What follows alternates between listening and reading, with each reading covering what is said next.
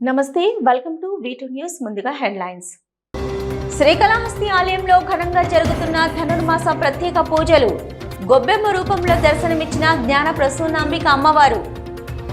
శ్రీకాళహస్తి ఆలయంలో నేత్రపర్వంగా ప్రదోష నంది సేవ ఉత్సవం. స్వామి అమ్మవార్లకు ఉత్సవమూర్తుల ఊరేగింపు. తిరుపతి కలెక్టర్ను సందర్శించిన కేంద్ర ఆయుష్, ఆరోగ్య, కుటుంబ సంక్షేమ శాఖ సహాయ మంత్రి ప్రతాప్ రావు జయదేవ్. వీధి వ్యాపారుల శిక్షణ కార్యక్రమానికి హాజరైన మంత్రి.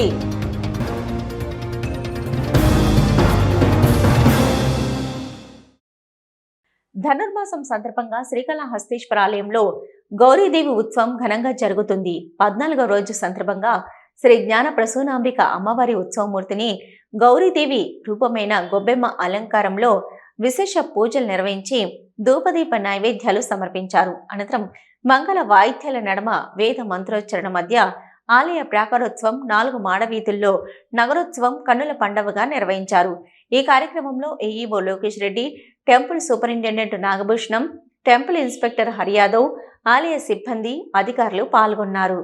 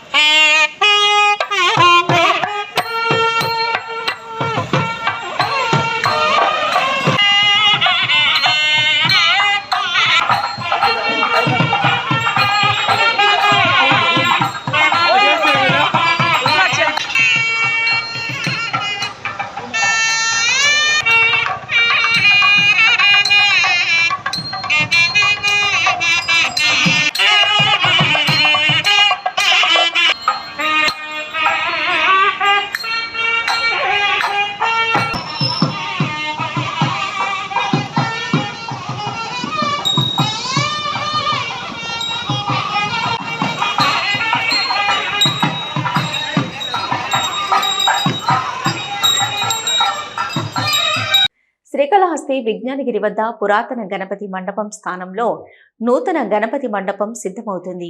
పురాతన మండపం శిథిలావస్థకు చేరుకోవడంతో విజ్ఞానగిరి ఆధునీకరణలో భాగంగా గణపతి మండపాన్ని నూతనంగా నిర్మించారు. మండపం నిర్మాణ పనులు తుది దశకు చేరుకున్నాయి. మండపాన్ని మార్బల్స్తో సింగారిస్తున్నారు. శ్రీకాళహస్తిలోని పురాణ ప్రసిద్ధమైన విజ్ఞానగిరి కొండపై ఆధునీకరణ పనుల్లో భాగంగా కొండ దిగువన ఉన్న గణపతి మండపాన్ని పునర్నిర్మాణం చేశారు. గణపతి మండపం పురాతన కాలంది కావడంతో శిథిలావస్థకు చేరుకుంది. దీంతో గణపతి మండపం పునర్నిర్మాణ పనులను 2 ఏళ్ల క్రితం చేపట్టారు. ప్రస్తుతం గణపతి మండపం నిర్మాణ పనులు తుది దశకు చేరుకుంటున్నాయి. మండపం పైభాగాన గణపతి విగ్రహాలను ఆకర్షణీయంగా తీర్చిదిద్దారు.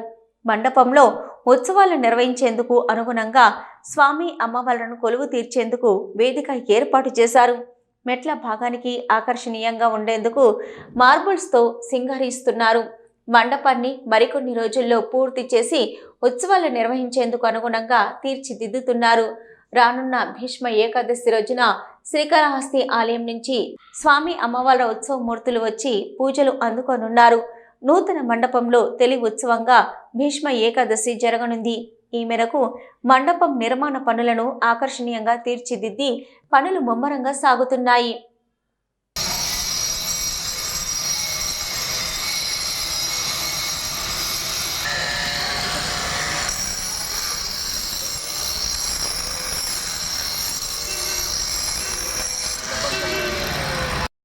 దక్షిణ కైలాసంలో ప్రదోష నంది సేవ ఉత్సవం నేత్రపర్వంగా నిర్వహించారు. కార్తీక మాసం పురస్కరించుకుని ఉమామహేశ్వర ఉత్సవమూర్తులను ప్రదోష నందిపై ఉంచి ప్రాకారోత్సవం భక్తుల శివనామ స్మరణ నడుమ వైభవంగా జరిపారు. శ్రీకాళహస్తీశ్వర ఆలయంలో శనివారం రాత్రి కార్తీక మాసం పురస్కరించుకుని ప్రదోష నంది సేవ చేపట్టారు. ఆలయంలోని స్వామివారి ఆలయం వద్ద ప్రదోష నందిమూర్తిపై ఉమామహేశ్వర ఉత్సవమూర్తులను కొలువుదీర్చి విశేష అలంకారాలు చేసి విశేష పూజలు జరిపారు. అనంతరం భక్తులు ప్రదోష నందిమూర్తిని మోసుకుంటూ శివనామ స్మరణ చేస్తూ ప్రాకార ఉత్సవం చేపట్టారు. ఆలయ ఆవరణంలోని రాతి ధ్వజస్తంభం వద్ద ప్రదోషమూర్తులకు విశేష మంగళ వాయిద్య నీరాజనాలు సమర్పించారు. అనంతరం ఊరేగింపుగా తీసుకొచ్చి స్వామివారి ఆలయం వద్ద కొలువు తీర్చి ధూపదీప నైవేద్యాలు నివేదించి మంత్రపుష్ప నివేదన అనంతరం పూర్ణ హారతులు సమర్పించారు. ప్రదోష నందిపై ఉమాశంకరులను దర్శించుకొని భక్తులు ఆధ్యాత్మిక ఆనందంతో పరవశిస్తూ శంభో శంకర్ అంటూ భక్తి ప్రపత్తులతో ప్రణమిల్లారు. ఈ కార్యక్రమంలో ఆలయ ఈవో బాపిరెడ్డి దంపతులు, AEO Lokesh Reddy, temple superintendent Nagabhushanam Yadav, temple inspector Hari Yadav తదితరులు ఉన్నారు.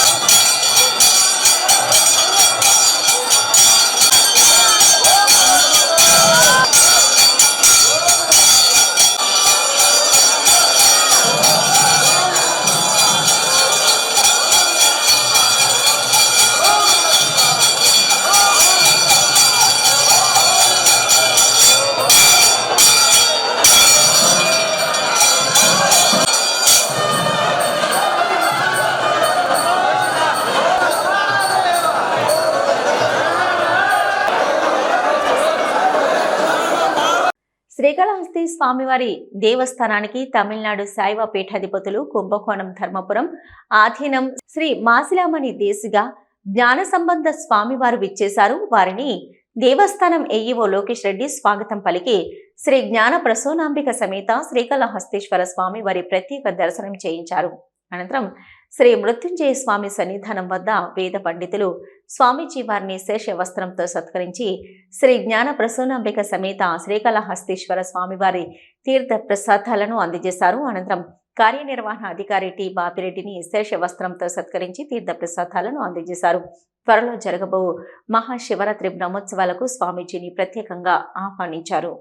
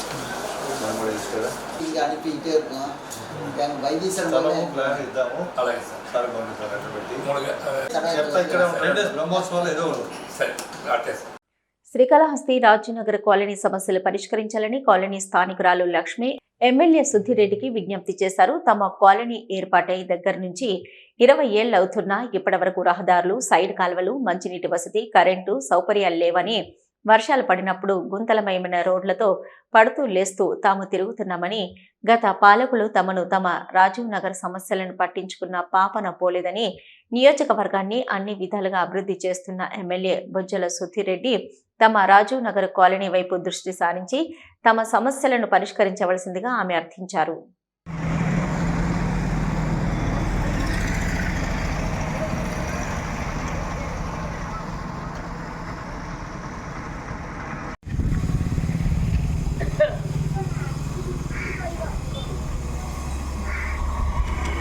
మీరు పనిచేస్తున్నారు, నచ్చింది. ఇంకా మాకు రాజీవ్ నగర్ కాలనీలో కరెంటు ఇబ్బందిగా ఉంది, నీళ్లు వాటర్ ఇబ్బందిగా ఉంది, రోడ్లు ఇంకా చాలా గందరగోళంగా ఉంది. ముసలి వాళ్ళు నడవలేకుండా అల్లాడిపోతున్నారు. కాబట్టి దయచేసి దీన్ని కూడా కొద్దిగా చూసి సహాయం చేసినారంటే మీ పేరు ఈ జన్మంలో మర్చిపోం, మీరు గుర్తుండిపోతారు మాకందరికి. కన్నా సీఎంతో చెప్పి ఎమ్మెల్యే అన్నగారికి వందనాలు. మా రాజీవ్ నగర్ కాలనీ మాకు ముఖ్యంగా కావాల్సిన అవసరతల నిమిత్తం నేను మాట్లాడుతున్నాను. ఒక ఆడబిడ్డగా మీ చెల్లిగా మాట్లాడుతున్నాను. ఖచ్చితంగా మీరు చేస్తారని నమ్ముతూ మాట్లాడుతున్నాను. మాకు మెయిన్ ఇక్కడ వాటర్ లేదు, తర్వాత రోడ్లు ప్రాబ్లం బాగలేదు, అసలు నడవలేకుంటున్నాం. వాన వస్తే ఏం సరుకులు కూడా తెచ్చుకోలేము, అందుబాటులోకి లేవు. ఆ తర్వాత మళ్ళీ రేషన్ లేదు, మాకు చాలా దూరం వెళ్ళాలి. ఆ తర్వాత కరెంట్లు లేవు. ఆ తర్వాత రోడ్లు ప్రాబ్లం, ఇక్కడ మా ఉండే దగ్గర ఇళ్ళ దగ్గర చాలా ప్రాబ్లంగా ఉంది. కానీ ఎవరు స్పందించడం లేదు. కాబట్టి మీరు మాకు ఈ సహాయం చేస్తారని అన్నగారికి మనస్ఫూర్తిగా మనం చేసుకుంటున్నాం. శ్రీకాళహస్తిలోని 109 బూత్ కార్యాలయంలో బీజేపీ జిల్లా అధ్యక్షులు చంద్రప్ప, బీజేపీ సీనియర్ నాయకురాలు కండ్రిగ ఉమా ఆధ్వర్యంలో ప్రధాని నరేంద్ర మోదీ ప్రతి నెల చివరి ఆదివారం నిర్వహించే మన్ కీ బాత్ 117వ సంచికను వీక్షించారు. సందర్భంగా ప్రధాని నరేంద్ర మోదీ మన్ కీ బాత్ కార్యక్రమంలో చెప్పిన పలు అంశాలను శ్రద్ధగా విన్నారు. శ్రీకాళహస్తిలోని 109 బూత్ కార్యాలయంలో బీజేపీ జిల్లా అధ్యక్షులు చంద్రప్ప, బీజేపీ సీనియర్ నాయకురాలు కండ్రిగ ఉమా ఆధ్వర్యంలో ప్రధాని నరేంద్ర మోదీ ప్రతి నెల చివరి ఆదివారం నిర్వహించే మన్ కీ బాత్ 117వ సంచికను వీక్షించారు. ఈ సందర్భంగా ప్రధాని నరేంద్ర మోదీ మన్ కీ బాత్ కార్యక్రమంలో చెప్పిన పలు అంశాలను శ్రద్ధగా విన్నారు. చంద్రప్ప మరియు కండ్రిగ ఉమ మాట్లాడుతూ, ప్రధానమంత్రి మనసులో మాట మన్ కీ బాత్ కార్యక్రమంలో 117వ సంచికను నేడు శ్రీకాళహస్తిలోని 109 బూత్ కార్యాలయం నందు వీక్షించామని, ఈ మన్ కీ బాత్ కార్యక్రమంలో ప్రధాని నరేంద్ర మోదీ బస్తర్లో జరిగిన ఒలింపిక్ క్రీడాకారుల గురించి, క్రీడాకారులు కనబర్చిన ప్రతిభ గురించి వివరించడం, అదేవిధంగా ఆ ఒలింపిక్ నందు సాంస్కృతిక కార్యక్రమాలు ఎంత అద్భుతంగా నిర్వహించారో తెలిపారని అన్నారు. అదేవిధంగా 2015లో మలేరియా నివారణపై వైద్యులు, ప్రజలు ఏ విధంగా నివారణ కొరకు జాగ్రత్తలు తీసుకుని 80% మరణాలను నివారించారని తెలియజేశారని, అదేవిధంగా క్యాన్సర్పై ప్రస్తుతం ఎటువంటి వైద్యం అందుబాటులో ఉంది ప్రజలకు వివరించాలని, ఖాళీఘాట్ అనే గ్రామంలో నీరు లేకపోయినా వ్యవసాయం ఎంత అద్భుతంగా నిర్వహిస్తున్నారో ప్రకృతి వ్యవసాయంపై పలు అంశాలపై వివరించారని, ఈ అంశాలను ప్రజలు అతి శ్రద్ధగా తెలుసుకొని ప్రజలు క్యాన్సర్ లాంటి రోగాలను నివారించే దిశగా అవగాహన కార్యక్రమాలు నిర్వహిస్తారని, మలేరియా రోగాన్ని నిరోధించడానికి దేశంలోని ప్రజలందరూ ఒకటిగా పోరాడాలన్నారు. ఇలాంటి పలు అంశాలు నేడు ప్రధానమంత్రి నరేంద్ర మోదీ తన మనసులోని మాటను తెలియజేశారని తెలిపారు. ప్రధానమంత్రి గారి యొక్క ప్రతిష్టాత్మకమైనటువంటి ప్రోగ్రాము, అందులో 117వ ఎపిసోడ్ని శ్రీరామనగర్ కాలనీలో 109వ బూత్లో వీక్షించడం జరిగింది. ఈ మన్ కీ బాత్ కార్యక్రమంకు మన చుట్టుపక్కల మిత్రులందరూ కూడా ఈ కార్యక్రమంలో పాల్గొన్నారు. ఈరోజు ప్రత్యేకంగా ప్రధానమంత్రి గారు స్పృశించినటువంటి విషయాలు అనేకము. అందులో ప్రత్యేకమైనటువంటివి పారాలింపిక్స్. ఈ ఒలింపిక్స్ అనేటివి అంటే మామూలుగా ఉన్న వాళ్ళకు కాకుండా అంగవైకల్యం ఉన్న వాళ్ళ కోసం కూడా ఒలింపిక్స్ నిర్వహిస్తారు.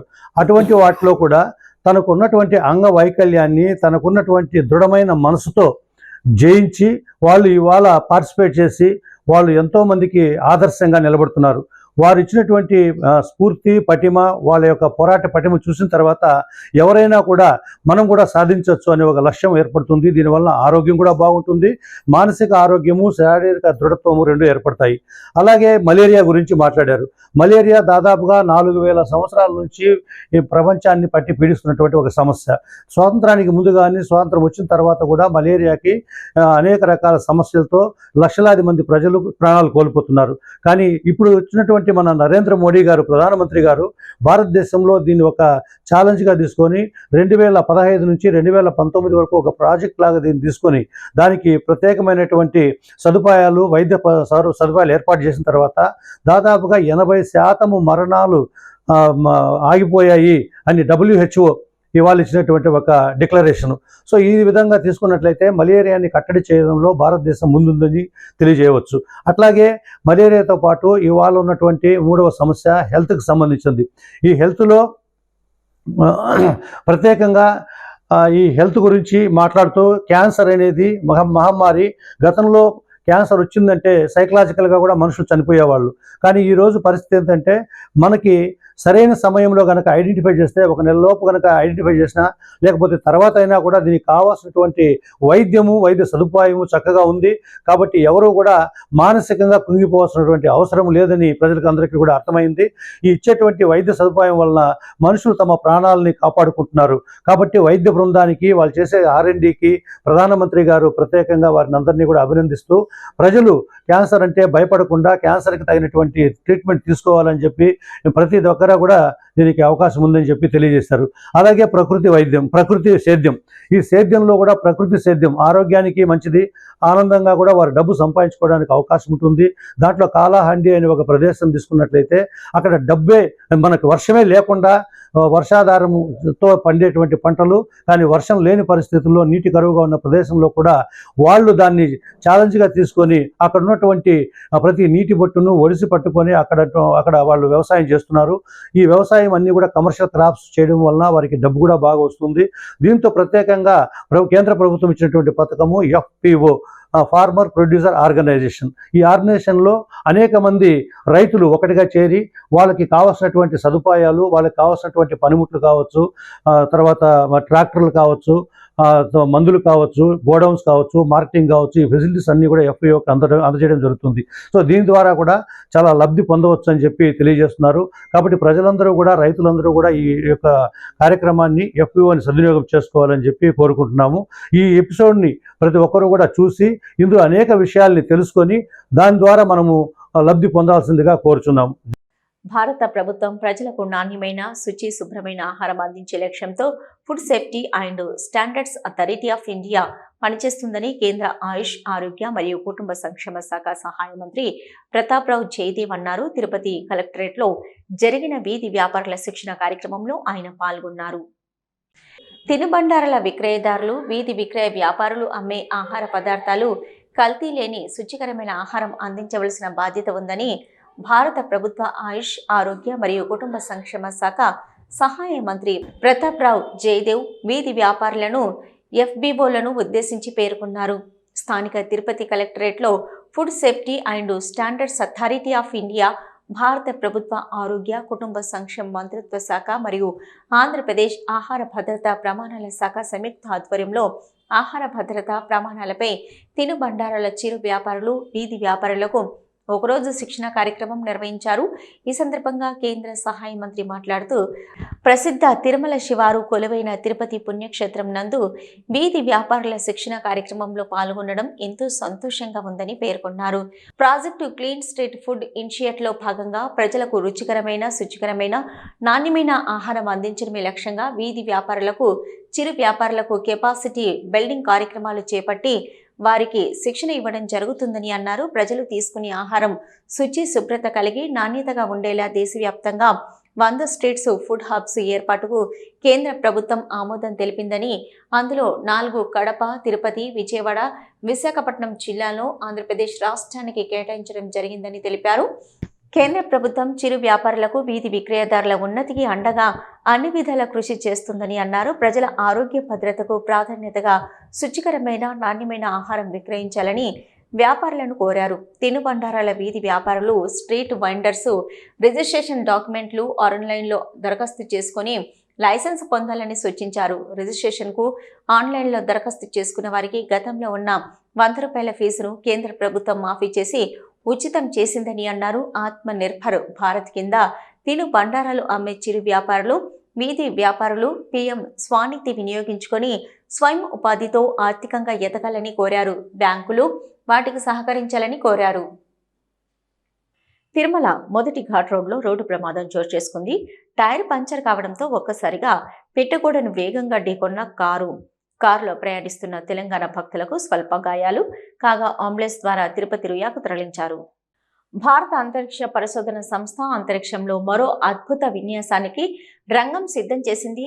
భవిష్యత్తు భారతీయ అంతరిక్ష స్టేషన్ నిర్మాణం కోసం పరిశోధాత్మక ప్రయోగాలను మొదలు పెడుతుంది. ఇందులో భాగంగా శ్రీహరికోటలోని మొదటి ప్రయోగ వేదిక నుంచి ఈ నెల 30వ తేదీ రాత్రి 9:58 PSLV C-60 రాకెట్ ను ప్రయోగించనున్నారు. ఈ రాకెట్ ద్వారా 440 కిలోల బరువు కలిగిన స్పెడెక్స్ మిషన్ ను 2 వేర్వేరు భాగాలుగా ప్రయోగిస్తున్నారు. వీటి న్యూస్ ముగించే ముందు హెడ్లైన్స్ మరొకసారి. శ్రీకాళహస్తి ఆలయంలో ఘనంగా జరుగుతున్న ధనుర్మాస ప్రత్యేక పూజలు. గొబ్బెమ్మ రూపంలో దర్శనమిచ్చిన జ్ఞాన ప్రసూనాంబిక అమ్మవారు. శ్రీకాళహస్తి ఆలయంలో నేత్రపర్వంగా ప్రదోష నంది సేవ ఉత్సవం. స్వామి అమ్మవార్లకు ఉత్సవమూర్తుల ఊరేగింపు. తిరుపతి కలెక్టర్ను సందర్శించిన కేంద్ర ఆయుష్, ఆరోగ్య, కుటుంబ సంక్షేమ శాఖ సహాయ మంత్రి ప్రతాప్ రావ్ జయదేవ్. వీధి వ్యాపారుల శిక్షణ కార్యక్రమానికి హాజరైన మంత్రి.